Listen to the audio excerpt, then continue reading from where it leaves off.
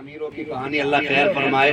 D J سب سے مشہور والا, ناچنے والی سب سے مشہور والی, اور اگلے دن آپ کے ڈی جے والا تقاضے کر رہا ہے پیسے تو دے دو. پھر اوقات دکھائی دے جاتی ہے. پھر اوقات. اور صحیح بتاؤں, جو فضول خرچی میں پیسہ خرچ کرتے ہیں نا, وہ لڑاتے جا کر کے امام سے نکاح پڑھا ہے. تمہارے یہاں 5 سے ہے, تم نئے امام ہو, ہمارے یہاں تو 2500 میں پڑھا. یہ کنڈیشن ہے, یہ کنڈیشن. میں مشورہ دینا چاہتا ہوں, اور ہمارا کام بتانا ہے, عمل کرانا نہیں. عمل وہی کرتا ہے جسے رب توفیق دیتا ہے. اور یہ قرآن کی نسبتوں کی برکت ہے جو آپ شادی کے وقت حضور کے ذکر کی محفل میں بیٹھے ہیں.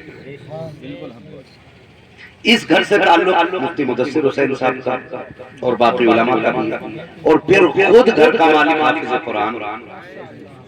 یہ قرآن کی برکت ہے آپ دیکھیں. اور بیٹا بھی حافظ قرآن ہے, شانب. تو ماشاءاللہ یہ بھی پڑھے مدرسے میں, وسیم بھائی بھی پڑھے ہیں. تعلیمی ابتدائی دور میں انہوں نے حاصل کی ہے.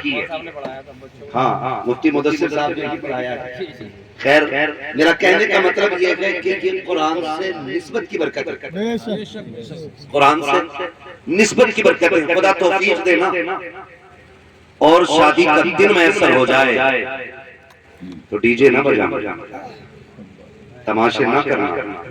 خدا توفیق دے تو رب رسول کو راضی کرنے کی کوشش کرنا. نکاح کس کی سنت ہے؟ بولیں سارے لوگ. جن کی ہو گئی ہے کم سے کم وہی بول دیں.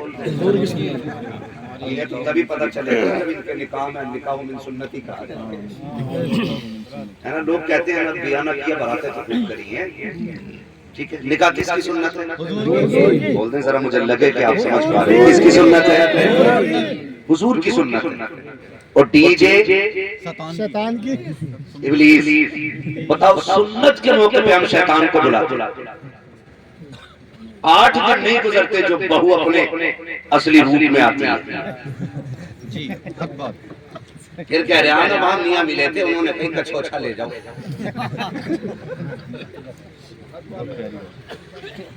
ہاں صحیح کہہ رہا ہوں میں, کچھوچا لے جاؤ. وہاں نیر کا پانی پلایا بھی, نہلایا بھی, لگایا بھی, ہوا کچھ نہیں. کیونکہ بھوت ان کے اترتے جن پہ چڑھا کرتے, جو خود بھوت نہیں ہوتی ہیں ان کے بھوت نہیں اترا کرتے. یہ میں آپ کو بتا رہا ہوں, یہ بے برکتیاں ہوتی ہیں, ان سے کوئی نتیجہ نہیں ہوتا. اب سبھی کی ایک تمنا ہے, سنا ہے آپ اور عاشق کے گھر تشریف لاتے ہیں. میرے گھر میں بھی ہو جائے چراغا, چراغا. آپ پکے بریل بھی بیٹھے ماشاءاللہ. میرے گھر میں بھی ہو جائے چراغا یا رسول اللہ. لیکن ہم نے حضور کو بلایا تھا, خالی کہی تو دیا میرے گھر میں بھی ہو جائے چراغا یا رسول اللہ. نہیں بھائی, ہماری قوم نعت کو مچلے گی نہیں, اور مچلنا چاہیے کیونکہ نعت کا تعلق عشق سے ہے. عشق سے ہے. وہ کسی پروفیسر نے بھی لکھا تھا اور کہا تھا قوم مسلم کی حضور سے محبت کا عالم. بات اگر حضور کی عزت اور عظمت کی آئے نا, تو جہاں نمازی حضور کے لیے نکلتا ہے نا, تو وہاں بے نمازی بھی روڈ پر حضور کے لیے نکل آتے ہیں. جہاں جبہ و دستار والے حضور کے لیے نکلتے ہیں, وہاں اس قوم کے بے داڑھی والے بھی نکل آتے ہیں. کیسی حالت کو دیکھ کے انگریز پریشان ہے, کہا بھی ہم تو کسانوں کے سینے سے عشق رسول نہیں نکال پائے, مولوی کے سینے سے عشق رسول کیسے نکالے. یہاں پہ سارے تھک جاتے ہیں. کیوں؟ کیونکہ اس کا رشتہ حضور سے دل کا ہے. دل کا ہے. گویا ہم کہتے ہیں ہم بے عمل ضرور ہیں لیکن بے وفا تو نہیں. ہم گناہگار ہیں لیکن غدار تو نہیں ہیں. حضور آپ کی عظمت کی بات آئے, ہم لیٹے رہے کہ لعنت ہو ایسے لیٹنے پہ. ہمارا تو ایک ہی اعلان رہتا ہے کہ محمد سے وفا, تو نے تو ہم تیرے. یہ جہاں چیز ہے کیا لو قلم تیرے. لیکن اگر ہم عملی میدان میں اتر کے پھر بھی ایک بات آپ سے پوچھوں, ہم کتنا بلانا چاہتے ہیں؟ شادی ہوتی ہے, ہوتی ادھر بھی؟ ارے شادی کی محفل میں بیٹھے رہے ہو. ہاں میں یہاں نکاح کرا کے نہیں بھیجوں گا کہ ابا سے پوچھ کے نہیں آیا. ہوتی ہے نا؟ ہوتی ہے. تو اس سے پہلے تو رسم و رواج ہمارے حافظ صاحب ہیں لیکن بھائی وہ یہ ہے کہ ہم لوگ کیا کرتے ہیں پہلے ایک رف تیار کرتے ہیں مہمانوں کے لیے.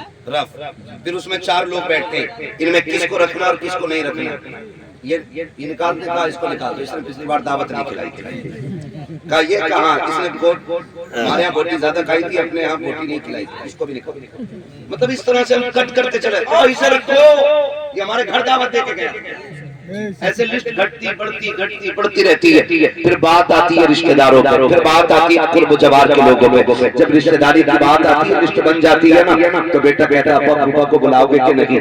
کیوں کہا وہ تو ناراض ہیں. تو لوگ باپ بھی ناراض نہیں کہہ دیتا نہیں اگر وہ ناراض ہے ہم نہیں جائیں گے بلانے. 4 لوگ بیٹھ کے کہتے کیوں نہ جاؤ گی جی تمہارے بیٹے کا آج چھوٹی سے رہا ہے تمہیں جانا پڑے گا. جاؤ گے اوپر چلو گے ہم جا کے تم سے منوائیں گے ان کو. اور پوری قوم پریشر ڈالتی ہے. زبردستی لے جا کے پیر پکڑوائے جاتے ہیں. آج کے حالات میں آپ کو بتا دوں کتنے ایسے مکار لوگ بھی ہوتے ہیں کہ 3 دن گھر میں ہی پڑا رہے گا. جب کھانے کی باری آئے گی بھاگ جاتا ہے. کہاں ہے پنا صاحب؟ کہا وہ ناراض ہے. کہا 3 دن سے تو یہی تھے. کہاں روٹی نہیں کھائیں گے جب تک آپ اپنے کیے کی معافی نہیں مانگیں گے. اس طرح سے شادیوں کو بھی برباد کیا جاتا ہے. میں کچھ اور کہنا چاہتا ہوں. میں بتانا یہ چاہتا ہوں جب لسٹ بنائی جاتی ہے اس میں خالو کو بھی منایا گیا, تاؤ چچا کو بھی منایا گیا, سارے رشتے داروں کو راضی کر کے لایا گیا.